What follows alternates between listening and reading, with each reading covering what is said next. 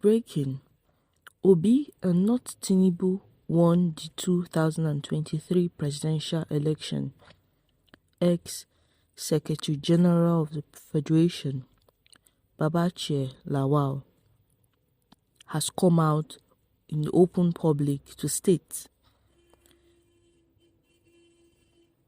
a former secretary to the government of the Federation,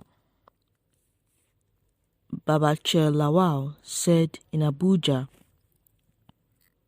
that the candidate of the Labour Party, Peter Obi, won the February 25th presidential election and not Bola Ahmed Tinubu, who has been declared by the Independent National Electoral Commission, Inec, as the winner of the election. Lawal, who is a close ally of President Bola Ahmed Tinubu, asserted that available factual data as aggregated from several independent sources indicated that Peter Obi of the Labour Party got the majority vote while Atiku came second in the election.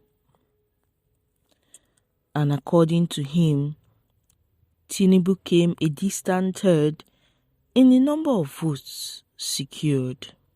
Now, people are asking, why are you saying this after the Presidential Election Petition Court has declared President Bola Ahmed Tinubu the winner? Why didn't you state it earlier on? And in a strongly worded statement Babachir issued on Tuesday, he said, in his words, "I have resisted the temptation to engage in the contemporary political discourse since the May 2023 election fox passed. I did this for two reasons. The first being that as an active player in the drama, I needed time to analyze and digest the data that led to the outcomes so I could arrive at an informed decision. The second being that the rainy season had just set in and it was necessary that I focused my attention on my farms, which are the mainstay of my livelihood.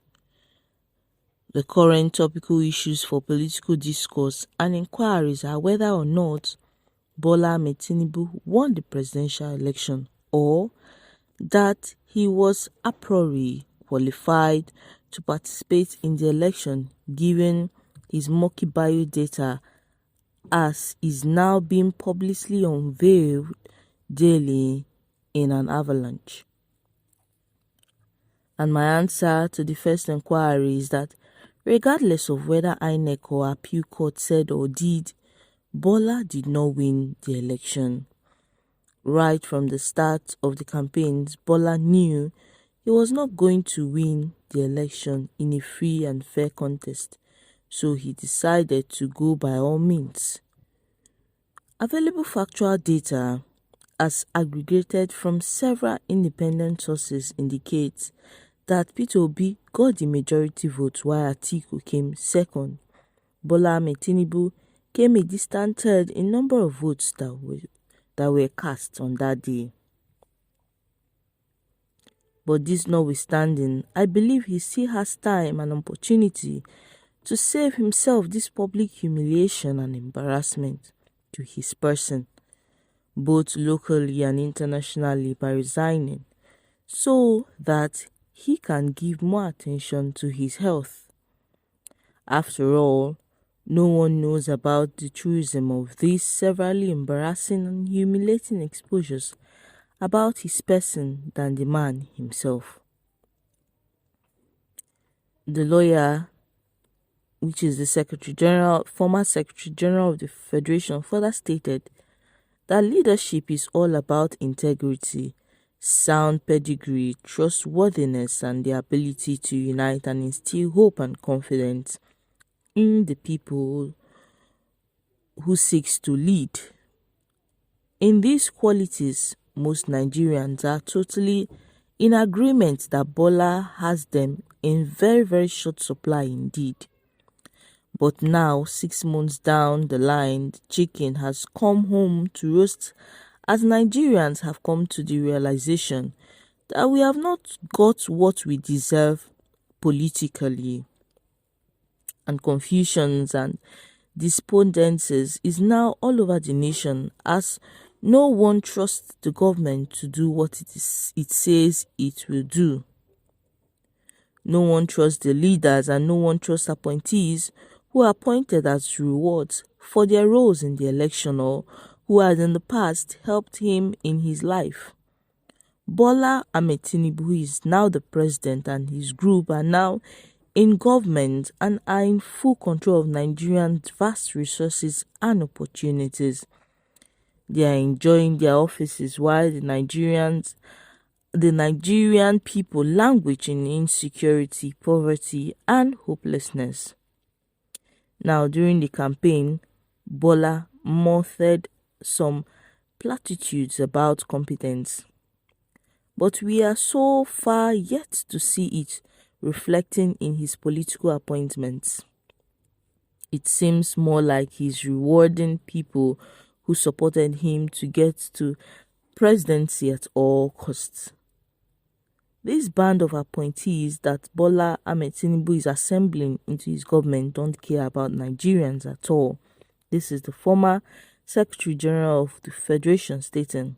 He further stated that fuel prices will continue to gallop upwards until only they can afford it, which is only the rich can afford it. The Naira will continue to race downhill in a free fall until only they, the rich, can afford anything in the market. Insecurity will continue its escalation until every community in the nation is consumed by it. Now, just to mention a few of these appointees, take insecurity for example. What do you expect an accountant to do as Minister of Defense? Was he not the one who was governor while Bello Toji et al.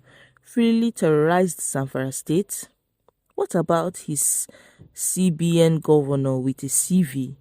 A one-time chairman of a little-known bank employing 300 people in less than 12 branches clustered in the south and southeast regions. Is there any doubt left as to his lack of qualifications and experience for the job than that his first policy statement was to remove foreign exchange restrictions for the importation of 43 agricultural and related products? Certainly, Nigerians are in for a short shrift. The people running the government do not care a hot about the Nigerian people. Their cronies are the petroleum industry players, while some are the banking system players.